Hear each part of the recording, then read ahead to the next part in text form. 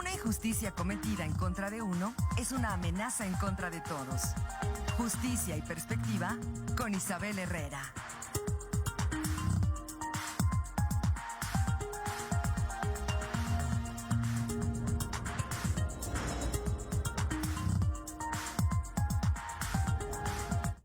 Con 54. Está con nosotros ya aquí en el estudio de Presencia Universitaria Isabel Herrera, como cada semana. Isabel, ¿cómo estás? Es un gusto saludarte. Muy buenos días, Marco, Alfredo. Un gusto estar hoy acá desde mi alma mater. Un saludo a todas las personas que nos están mirando y escuchando y a todas aquellas personas que hacen posible que nuestra imagen y nuestra voz lleguen a todos los hogares queretanos. Marco, muy contenta de estar este 5 de febrero desde acá, justamente en el aniversario de la creación de nuestra Carta Magna, de aquel génesis de los derechos humanos. Y justamente quiero comenzar haciendo un poquito de énfasis en que el 1 de febrero del 2024 nuestra Constitución presentaba 256 reformas. En este 2025 entran en vigor 2 reformas constitucionales, que es lo que se conoce como el Plan C de AMLO, donde obviamente se faculta a la Secretaría de Seguridad Ciudadana para que tenga este carácter de que pueda investigar, y también en cuanto a la prisión preventiva oficiosa, se señala para aquellos delitos relacionados con la fabricación de drogas sintéticas y fraudes fiscales.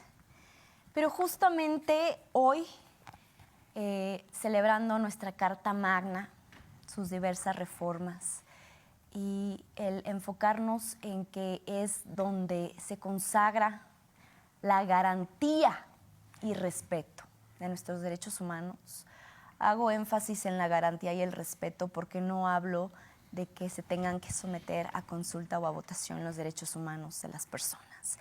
Quiero comenzar con una frase de Leticia Bonifaz que refiere: lo que nos duele en el norte lo podemos evitar en el sur. Y sí, hoy estoy acá para abordar el tema de migración y derechos humanos. Con los recientes eventos que han acontecido, Claudia Sheinbaum ha desplazado a 10,000 soldados pertenecientes a la Guardia Nacional que se dirigieran a la frontera norte para erradicar el tráfico de drogas.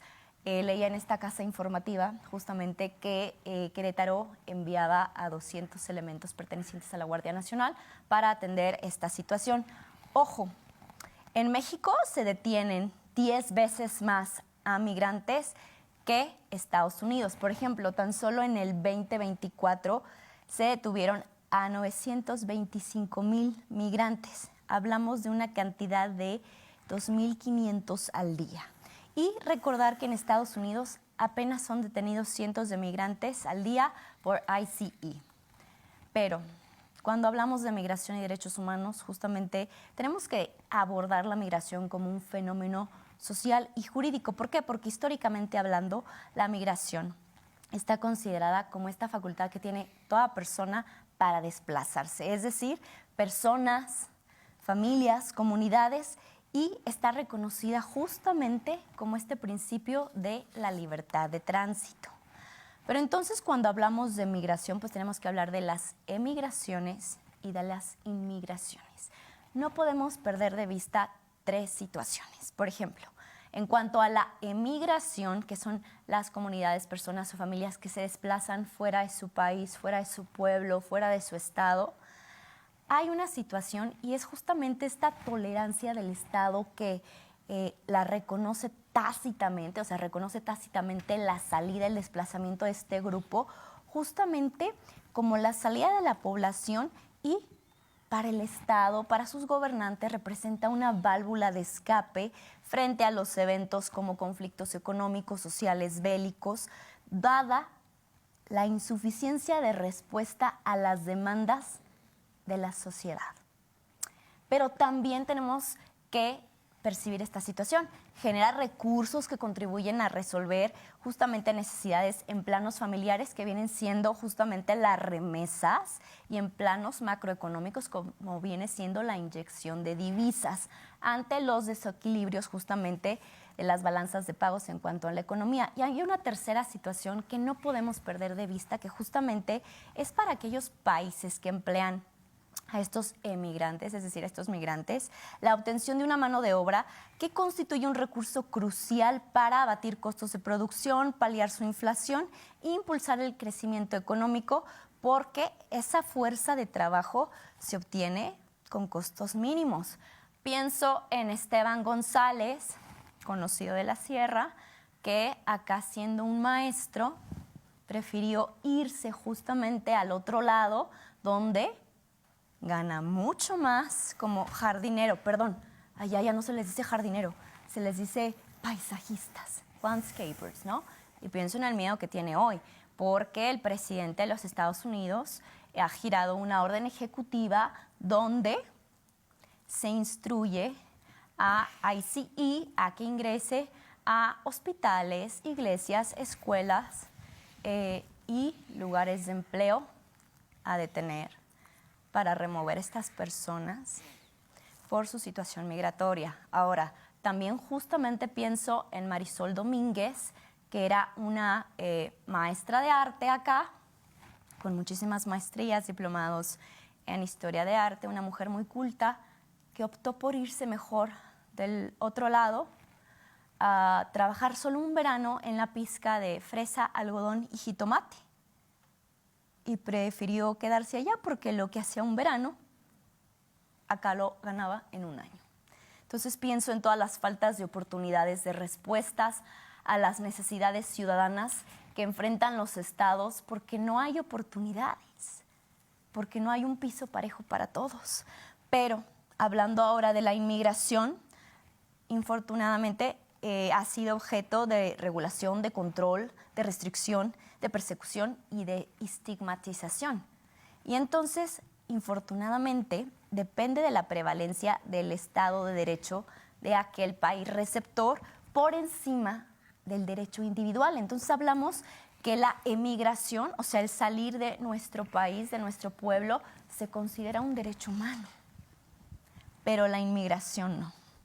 Y entonces todas las poblaciones migrantes, infortunadamente, independientemente de la temporalidad de su estancia en el lugar de recepción, pues se enfrentan estos retos, estos procesos de adaptación que no son fáciles para integrarse en las sociedades de acogida. Y entonces, infortunadamente, en la mayoría de las ocasiones, lo que menos prevalece es el respeto a sus derechos humanos. ¿Por qué? Porque no se dan situaciones donde haya respeto.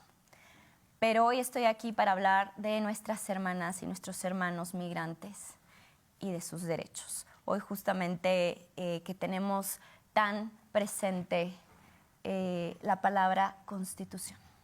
Hoy en su celebración, pues justamente reiterar que el artículo 1 constitucional refiere que es el derecho de toda persona en territorio mexicano, que goza cualquier persona en territorio mexicano, los derechos reconocidos justamente por el Estado mexicano en la Constitución, así como en los tratados internacionales a los que se ha circunscrito. Es un respeto irrestricto a los derechos humanos de la población migrante y es uno de los principios que sustenta la Ley de Migración publicada el 25 de mayo del 2011, o sea, hablamos de hace 14 años. Los derechos de los migrantes, rapidísimo se los doy. El derecho a la nacionalidad, el derecho a la libertad de tránsito, el derecho a la seguridad jurídica y al debido proceso, el derecho a la asistencia consular, el derecho a solicitar asilo, el derecho a la no discriminación, el derecho a solicitar el recurso de la condición de refugiado, el derecho a la protección de la unidad familiar, el derecho a la dignidad humana, el derecho a no ser criminalizado, el derecho al alojamiento digno, el derecho a un intérprete o un traductor, el derecho a no ser detenido en las inmediaciones de albergues y, ante todo, tiene que prevalecer justamente el interés superior de la niñez. Y yo me despido hoy hablando de toda esta situación donde vemos cómo están tratando a nuestros hermanos migrantes, con una frase de Bell Hooks que dice: cuando el clima social alimenta la desilusión y la desolación, la esperanza es esencial para cualquier lucha política por un cambio radical. No podemos soltar esta exigencia a nuestro Estado mexicano a que respete y garantice los derechos humanos de aquellas personas que están siendo deportadas y de aquellas personas que están transitando nuestro país en busca de un mejor futuro. Entonces, hacemos un llamado hoy, justamente en el día que se celebra el natalicio de la Constitución de 1917, a que ante todo se respete la dignidad humana. Con eso me despido hoy, Marco. Como siempre, muchas gracias, Isabel. Nos vemos la próxima semana. Gracias, claro que sí.